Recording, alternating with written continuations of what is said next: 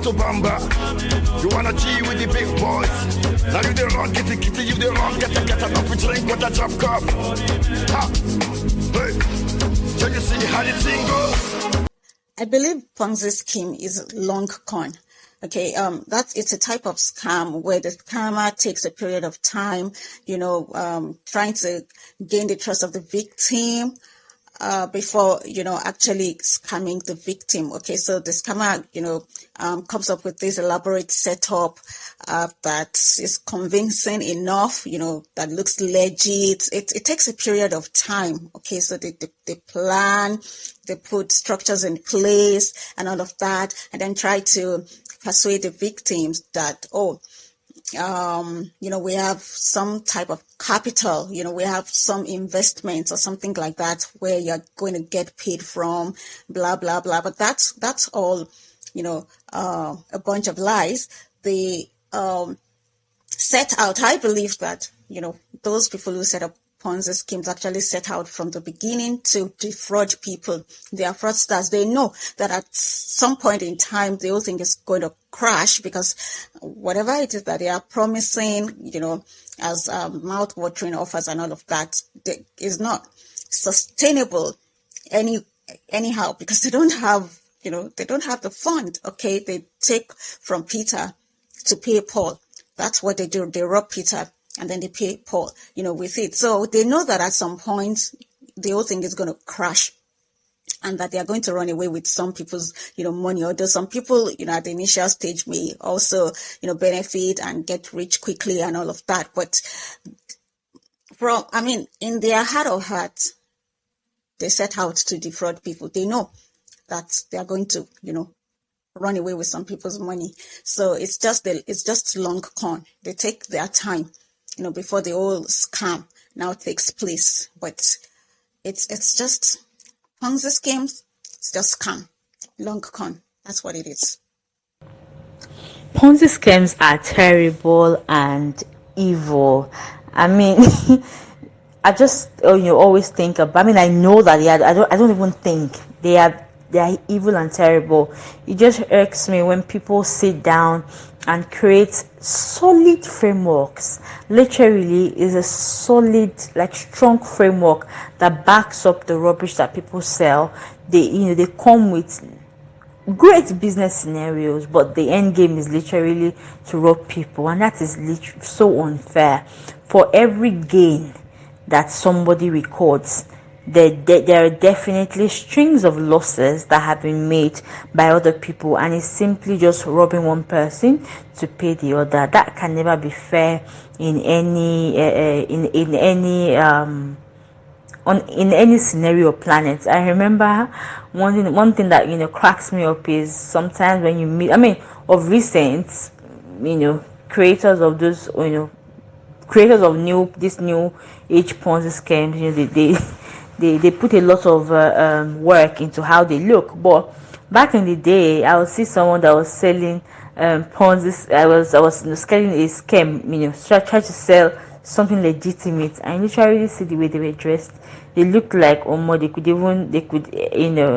enjoy and me out from even myself that they're selling to. And you see the way that they poise this thing, and it's so materialistic. It's so give oriented. I don't know if that makes sense. You see that it's so profit oriented. There's really nothing wrong with being profit oriented. We realize that even where they're selling, maybe products or services, there's always a lot more emphasis on what you get back. For me that's really a very big red flag. But really, the guys, the people that sit down and just create the framework that houses these Ponzi scams, oh my god, they deserve a special place in, I don't want to call it, but they deserve a special place over there. It's unfair to rip people off of their hard-earned money. Money is not easy to come by. It's not easy anywhere. But for you to sit down and think about how to rob people, it's just really unfair. Not fair. I really hope that people would become a lot more smarter and not fall into these traps, and also that even God or Allah or whoever you serve would enter into the minds of these people whose main aim is to rip people off their hard-earned money. So what with Ponzi schemes, I want to say that a distinguishing factor of Ponzi schemes is the period within which you are expecting to say double or triple your investment or get ROIs of whatever 25%. And I think I'd like to talk a bit about when people are like, oh, it's just greed, it's pure greed for you to expect 40% or 50% ROI within 6 months. I was analyzing the stock market sometime last year, and I realized that there was a particular stock that gained 50%, as I had 50% gains within a month. So I struggle with when you say, oh, people are just being greedy when they're expecting 40% ROI etc. However, I would also like to say, so it is possible to make 50% within a month within with legitimate investments. However, the question someone will ask me is that how frequently do you have stock that uh, double gets 50% returns within a month? I honestly cannot give an answer because I haven't done that analysis. I don't have enough time to do it, but someone can help us do it. But I'm just saying that it is possible for the seasoned investor that knows how to pick the right stock, for example, to get 50% returns on investments within a month. It's possible within on the stock exchange. Yeah, so I struggle a bit when you say, oh, it's just plain greed and all that makes people expect such returns on investments. It isn't. But having said that, I believe that there are so many things that one needs to learn as an investor. I would like to say that investment by itself is by typically people that invest are people that have a high risk appetite. So I think the problem we have is that people with low risk appetites are enticed by high proposed high risk returns on investments that are not real, and then everything goes bust and there's a lot of noise. I've lost money while investing. I'm not shouting because, hey, when you do make the money, it kind of covers up. So you need to be a seasoned investor to know all of that. So that's that about Ponzi. What I want to say, part of what I want to say. Then the other part of what I want to say is that sometimes some people may not have started out planning to do a Ponzi scheme, but they haven't done their business projections right. And then maybe they get stuck in a place and then they're just like, you know what, let me just convert this thing to a Ponzi scheme and bija. But I would expect that in such cases, what I expect is that if what you were projecting did not quite happen the way you planned it to, come out and tell us the truth. Tell us that, oh, these were the numbers that I plugged in. It's to say, I'm still going to talk a bit about what to check out for when investing. But I'll say that as the person that is putting together an investment portfolio, whatever, be realistic with your numbers. Don't be overly optimistic, particularly in an economy like Nigeria where Buhari can decide to just jet out and put up the national grid and nothing will happen. That's a joke. I know he's not the one that put it up. But you need to consider the environment you're in, put in floats, assume that what if this does not happen? Because I think for even the ones that have the best interest, they are overly optimistic in an economy like ours that just anything can destabilize at any time. I think one needs to be very careful with while making those projections. So that's what I really think about Ponzi schemes. Bamba, you wanna G with the big boys. Now you the run, get it. For influencers who choose to be the faces of these scams or choose to put their name behind such brand, well done to them. First and foremost, they need to do their research and do their research before they even take things up. They should stop being money oriented, which a lot of them are today. Because I see some people, when I see what they're influencing for, and I'm looking at it, and then these people are literally like successful. But the only thing I can see that I would even make them consider doing such is probably because of the money that was offered to them. For me, I feel like that's alright because of you, quite a lot of people are going to invest in these things. That's cool, right? The moment this thing crashes, what I realize is these guys will now come and be maybe crying to your face or start telling you, I did not know, I did not do. That's the part that annoys me. See, the same energy, if you've chosen to put your name behind something, as far as I am concerned, I feel like if these people are going down, people are dragging you. See, don't come out and start to do any sub story or whatever. Just take your L in peace. Yes, you can apologize and stuff like that, but don't tell people not to be angry. Don't tell people not to call you out. Don't do all of that, because when you enjoy your money, no, we did not drag with you, and people definitely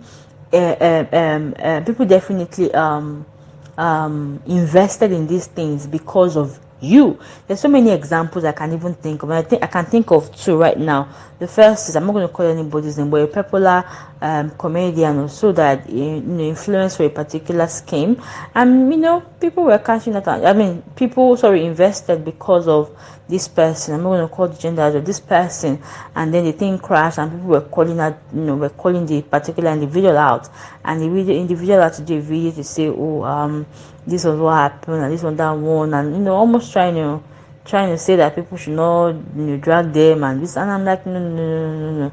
You can apologize, but please, see, people can drag you as much as they want to. Well, later we now got to know that the money that was even paid to this person ran into quite a lot of millions of naira. Please, you see, when they are paying you that money, they paid you with whatever can come after. I'm not saying shit cannot happen or things cannot go wrong. I'm just saying that if things go wrong, you need to brace up and take whatever comes. I remember as well in another case where a family member of somebody was involved in a scam, and then they had used their brand, so to say, to influence for that person, and people definitely invested because of that person. Look, again, if things go down, you need to brace up and take whatever comes your way. Yes, you should apologize if you were not part of it, but I think you need to do a lot of research.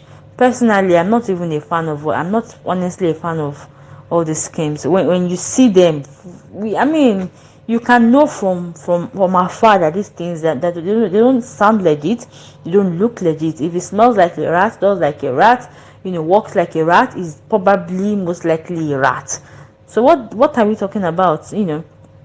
But I mean, I'll end by saying, if you've chosen to influence for these brands, when things hit the roof, please brace up and for whatever comes, because when you enjoy your money, we know they're there with you.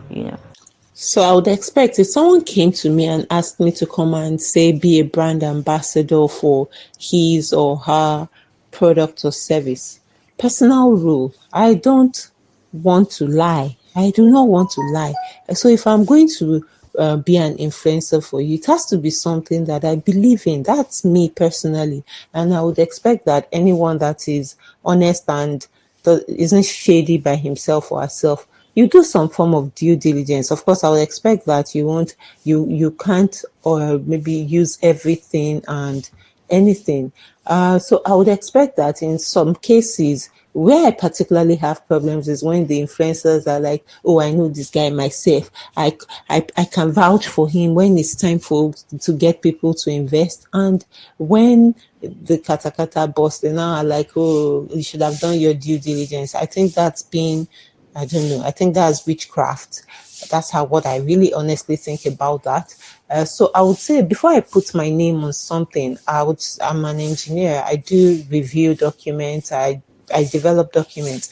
Before I sign something, before I put my name on it, I'm saying that I have done all the things I can reasonably do as a human to be sure that this is correct. Doesn't mean that I haven't been incorrect before. So I'd like to also clarify that there are some cases where some people are genuinely even as influencers, deceive themselves. I know they've done all the checks, they've passed the investment through the litmus test, and particularly for investments, I believe someone had rightly said that some of those people that plan Ponzi schemes, they are intelligent. So, they have analyzed and calculated, they've watched behavior, consumer behavior. They have an idea.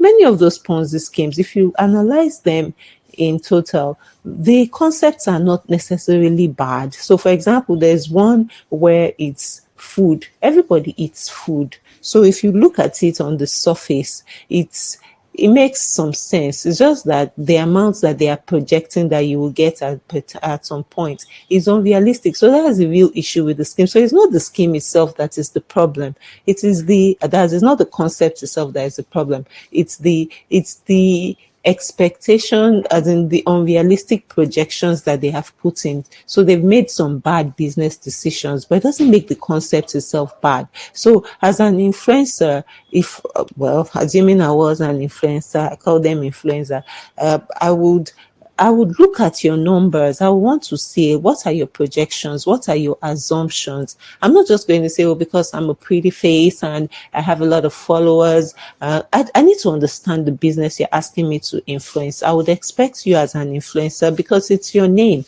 I remember that I did some business consultation with some influencer and I told her that, well, she was going to be the mastermind in the business. And I was like that whatever it is you're doing, because she was talking about having affiliates or people that are like sub distributors. And I was like, your name is a brand and you're putting your name on this thing. There are so many places that, from what I was seeing, what she was planning initially, she eventually changed that model. She was looking at having people that would be like influencers, affiliates that will deal with people, and she would just, and they will just be under her brand. And I was like, that you don't have control over human behavior. There are opportunists that some people are even out to tarnish your image. So they're going to sign up and mess up your business so that they can drag you. So you have to be your reputation. I do risk management also. It's part of what I do. And I run risk workshops. And one of the things that we look at when we are analyzing risk is also reputational damage. How does it impact on my reputation? And I believe that influencers need to start asking themselves before they start agreeing to influence for brands and all. How does this align with my brand? Actually, you all need to have consultations with me. Let's discuss before you start influencing for brands, whether they are Ponzi schemes or not. Have good conversations before you sign those agreements. I honestly think that for someone who cares about, their image or their brand, or for someone who has integrity, influencers should, also do a little bit of due diligence when they're approached by some people, to be ambassadors for, their investments, whatever. Okay, at least take a look, dig deep a little bit, and be sure that you're not either directly or indirectly, promoting a Ponzi scheme. I wish influencers would not just care about, what they have to gain from that deal, but then care about the people, their followers who literally or, technically put their money in their hands. Okay. So because they are probably going to invest because of you. Okay. Because you are their favorite or like see on social media.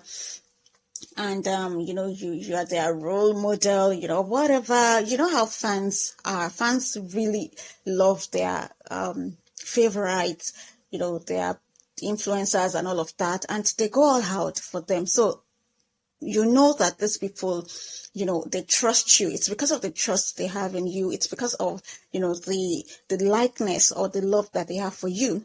That's why they are, investing. And so care about them to the way they care about you, and try and see that what you're promoting is not, fake, or that is not some form of, fraudulent scheme. Okay, so I think, that influencers should do that instead of just jumping on the deal and just only caring about, the benefits that will come to them. They should at least carry, have the interest of their followers, at heart, and try to protect them too in whatever way they can. So, and of course, sometimes, they may not know that maybe it's a Ponzi scheme for whatever reason. Maybe it's well packaged and all of that. But then when you now discover, as someone, that has integrity, in good conscience, come out, distance yourself from that investment, or whatever it is, and then put a disclaimer out there. Okay, this is that, but then it's looking like this now, and I'm no longer a part of this. Warn the people that are loyal to you. You should be loyal to them too. I mean, your followers now. Warn them and then let them know that, okay, I made a mistake, but I found out now, and this is what it is. Just let them know, and then let them make decisions whether they want to continue or not. Don't stay quiet, or keep encouraging them and then saying, oh no, it's a lie, it's the work of haters, and all of that, just because of your own benefits. It's not good. If you do that, thunder will fire you. Now you the wrong, kitty, you the wrong, get enough to drink with a drop cup. So for people that invest in what eventually turn out to be Ponzi schemes, I would say, Pele, first and foremost, sorry, it's not easy. I can't imagine losing 30 million naira in this Nigeria, Pele. So two things first and foremost. My expectation is that for you to have been able to gather 30 million, you should have some level of intelligence, particularly if the money was gathered legitimately. Because there's also the part where I'm a Christian. The Bible says that the fool and his money are soon parted. So in some cases, the reason why they can't cry out, the investors cannot cry out with their full chest, is that if the source of the money is investigated, they cannot come to equity with clean hands. And in those cases, I would say to such person, olegbe, olegba, which means that you stole it and someone stole it from you. Take it like that. Maybe you should go and think about your life, repent, accept Christ as your Lord and Savior, and stop stealing. So that's my answer to that category of investors. But there's also the category of investors that they honestly and legitimately gathered money. Although I'm struggling, I can't imagine doing a lot of work to gather money in millions, and I go and give them away or just because an influencer said so. I think you need to look at your value system personally as a person. Except you were jazzed. I'm really struggling, and this is me trying to be as sensitive as possible. I'm struggling with you who has a lot of financial intelligence, enough to be able to gather money like that, and then just because somebody said something, you did not do any due diligence, you didn't look at the numbers. I said I was going to talk about that here. But before you invest, you have to ask good questions. Read up. There's actually a group on Telegram. It's called the Investors Hub. And if you want to know more about that, you can get in touch with me, where you learn the art of investment. Investing is, there are skills involved, there are things involved. So I was talking earlier, I was saying that for me, because I don't want to be an emotional investor, I have given myself targets. Once this particular stock or whatever gets to my target amount, it doesn't matter what is happening in the market, whether the market we are still expecting the price to rise or whatever. Once we hit my target, I'm selling. I can decide to buy it back again if I want to, but I'm selling and I'm looking, because I've come up with my own investment strategy. I'm focusing on penny stocks. Penny stocks are stocks that cost less than $1 in the US, but you can look for the Nigerian equivalent of penny stocks. So they don't cost much, and the rationale is that because it's like 1 naira, for example, it's easier for 1 naira to become 1 naira 50 kobo than it is for 150 naira per stock to become 225 naira. So since my target is 50% to win, so I'm looking at penny stocks, and then I have like 50%. So once I hit that, I am not emotional about my money. Once I hit my target, I'm clear. So when someone comes to you with a scheme, whatever, ask questions. It's your money before you part with it. And I believe I'll still quote that part of the Bible that says that a fool and his money are soon parted. You cannot afford to be a fool with your money. Your money is a part of your life. You gave time and whatever. Even if you did Yahoo, I hope you did not. You still had to use resources to get that money. So I expect you to be intelligent enough with your money to ask questions before you give money out. Well, someone has told me once that she was jazzed.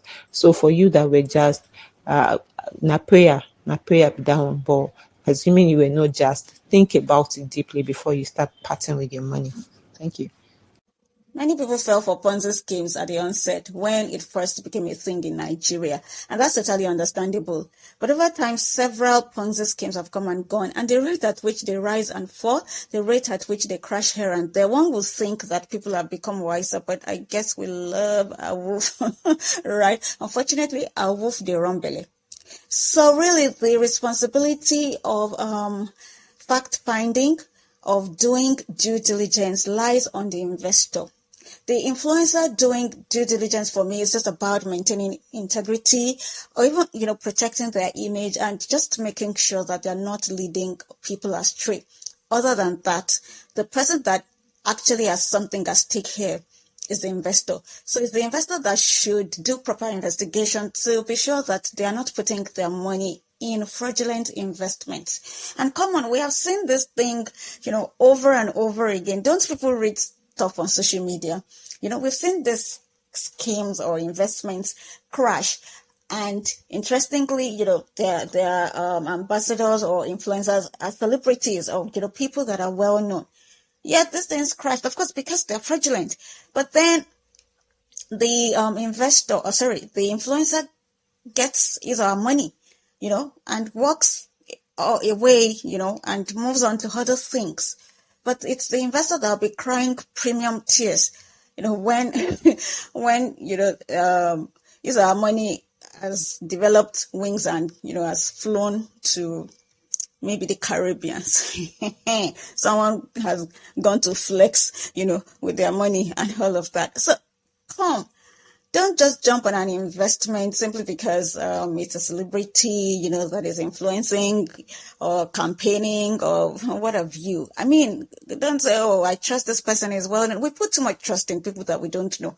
I mean, that's part of the problem. And sometimes it doesn't just work that way. You have to, be sure that you're putting your money in the right place. Do your own, investigation, dig deep, seek information just to be sure that you're doing the right thing. And well, like I said again, most times it's the wolf that we are running after, because I just believe that no matter how well packaged these things are, there are still telltale signs that suggest that this thing might be Ponzi. And sometimes we see these things, we probably have a nudge in our spirit and all of that, but because we want to grab the wolf brekete, well, a wolf the run belly, that's just the thing. So if you are investing because of a wolf, oh god, yeah, I mean, it's most likely that premium tiers will be loading for you at the end of the day. So investors, don't just trust influencers blindly. Just do your own due diligence and please stay away from a wolf in the wrong belly. In my opinion, the sheer desperation and search for money at very crazy and weird lengths push people to take things at face value. Whenever people tell you things without even thinking through, you automatically just put whatever small money you have, you just throw it there. That's wrong.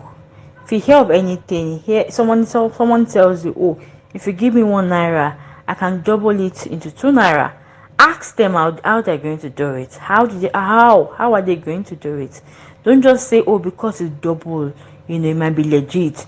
And I see that some people have this mindset that, okay, even if it is not legit, the first set of people to invest, they won't be burnt because the business or the scheme is probably trying to draw people in. So yes, let me just quickly invest, so before things turn bad. Look, you're also contributing to the nonsense. If they don't catch you here, you'll probably go and do another where they're going to catch you.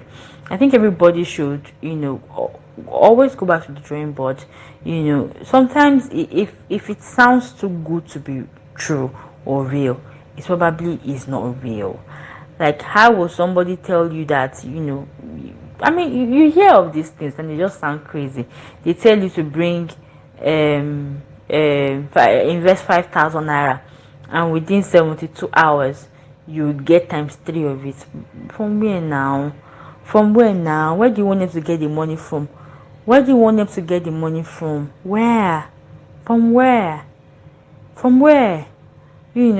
Let's also try and put a lot of thought and tact into it. There are other legit ways, and problem is impatience. People say that, oh, that I mean, some legit. Let me say, it takes time to make money. Most often than not, it takes time to make money. If you're saying that, oh, these other ones are the pathway to make the money is too long, you probably, I mean, that's the real way to make it, and you need to stick with it. Before you know it, even the time that you're saying is too long, it becomes very short. Because when you go to the ones you think are faster, and they steal your money now, who's going to be crying? Who's going to feel bad? Who's going to lose money? And it's just ridiculous. And so this is one other thing I think. If you're a major risk taker and you want to do these things, please can you use spare money to do these things? Because I realize that people use money that's supposed to that they're supposed to use for major projects in their life.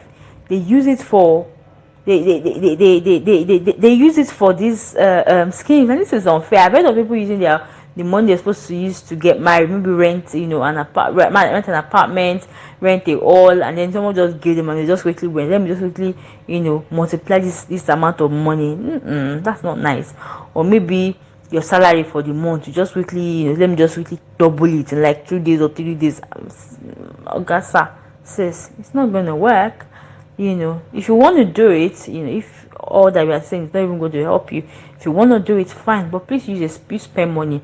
Let's say after you've done everything, you just have 120k, or I'm not going to put the amount of money, scratch that, but you just have one spare money that you don't know what you want to use it for. Fine, quite all right, you can use it, but please stop using monies that you're supposed to use to do other things in your life towards these stuffs. Of course, we know that Ponzi schemes are not under any regulatory body. They are investment schemes that a bunch of fraudulent people put together and are not duly or properly registered. Any investment scheme or product or company that is legit will be registered with Securities and Exchange Commission. And I think SEC is, trying to work with other regulatory bodies to clamp down on operators of Ponzi schemes and other unregistered investment schemes. And I also think they're amending their laws, to enable them to impose stiffer punishment on this set of people. That is if National Assembly passes the bill anyway. But then I'm thinking that, these Ponzi schemes are not operating secretly. They are out there. People are talking about them, celebrities, influencers, and what have you, are campaigning for them. So why is SEC not looking into them to see if they are properly registered, or if they have, they have gone through the appropriate channel before they start operating? I mean, why wait till everybody, starts to run kitty, kata kata, on social media and the rest like that before anything is done? Why wait for investors to start dragging, the operators of Ponzi schemes to start dragging influencers and, all of that before anything is done? So that's what I think. I don't know if they are doing it, but if they are not, I think that's what they should do. Once, people start buzzing about a particular investment scheme and, there's so much noise about it, just look into it, see if it is properly registered, see, if the appropriate thing has been done for, the scheme to operate.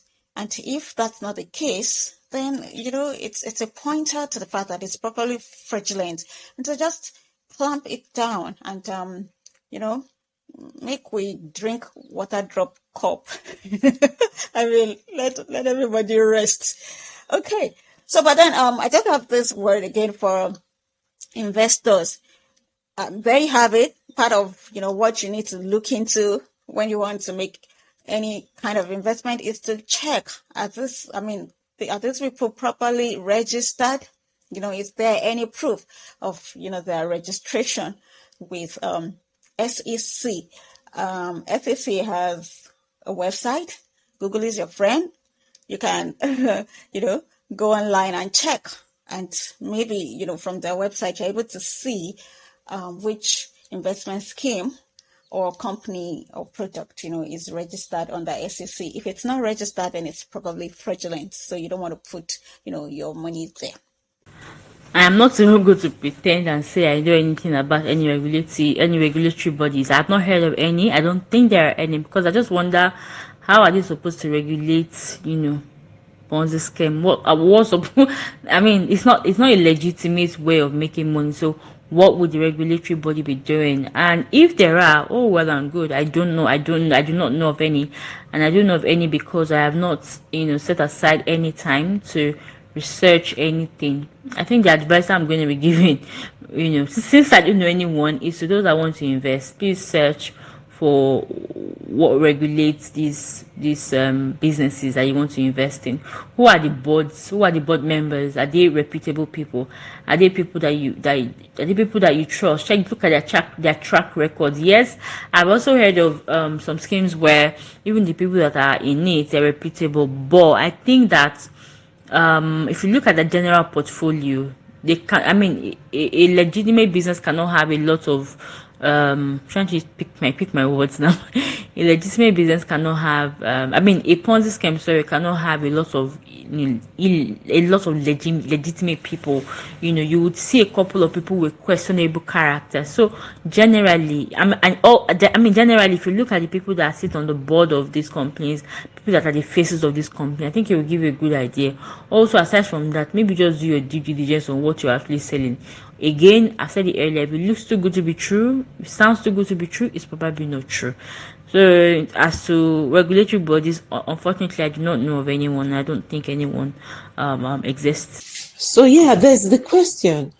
Is there, as in, what are the regulatory bodies doing? I don't know if there is a regulatory body, but I would expect that the Stock Exchange Commission should begin to look into all of these Ponzi schemes. I think we need to, if there are no existing regulatory bodies, I think we need to look at a regulatory framework before anyone can begin to source for money, even if it is via social media, so that all these ones, when they are saying influencers are probably not legally liable or whatever, we need to come up with some regulation. If there isn't anything existing, I would be expecting lawyers to help us here to create a framework. So for example, now if I invest in the stock exchange and something goes bust, I have some level of insurance. So that's another thing I look out for when I'm investing. When I'm investing, I'm like, okay, so what happens if the projections do not work? So you see, majority or a good number of the investment schemes I did via the PiggyVest platform and all of that, they also tell you that they've insured the scheme. There's insurance, so that if peradventure the projections don't go as planned, you don't lose your capital. So that's part of the things I expect an investor to be looking out for anyway. When someone is coming to you, I remember someone had come to me and give me money, I want to set up a fund. And by the time I asked 3, 4, 5 questions, he didn't have answers, and he went away. And there was a lot. I realized that there was a lot of sentiments involved in the supposedly business decision. And 2 or 3 years later, I still see the person having a lot of emotional discussions on social media, has a lot of followers, almost every day has pity parties. There's always some story or the other to explain why he is not delivering as a business. And so I would also want to say, I know that I should have said this when I was talking about what people should look out for when investing. One of the things you want to look out for is that who are the people that are behind the investment? What's the person's pedigree? Has the person run a business successfully before? Because you're investing in a person. It doesn't matter how well packaged or not well packaged. So you need to understand the business you're investing in. You need to do work.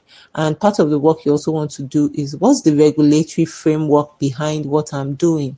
What happens if if this person does not deliver? I remember someone that I borrowed money, and we wrote an MOU. The person did not honor the MOU. The person did not pay me. And who would I go and report to? So I'm sharing this so that you know that me too. You don't, me self don't collect. So she didn't. We didn't sign an MOU. No, I'm sorry. She signed the MOU, but the question is, so when she defaulted, I had the option of going to court and, bringing MOU. And how much was the money? It was like 50K. I was like, okay, if I decide to go and do the court thing, how much am I going to spend? So I kind of let it go. But I did not let it go. I took it to God in prayer. And just out of the blues, she came out, and she, by herself, when she was ready, she had started repaying. I didn't have to use a loan shark or anything, or any of those annoying things those loan apps do. But so for me, I went to a higher regulator. That's the reason why I share this, that there are still places to go, even if the hands of the human law cannot reach them. For as long as your your own hands are clean, I think you can still go to the one that is higher than the regulator to get your money back. And that one, let's discuss it outside of here. But back to the regulators, I think the government should begin to look into providing some form of regulatory protection for people before they part with their money, so that anyone that goes outside that framework is actually committing a crime and can be prosecuted. That's where I think we should be going with this, because I think we are having too many of these Ponzi schemes. It's hurting the investing public.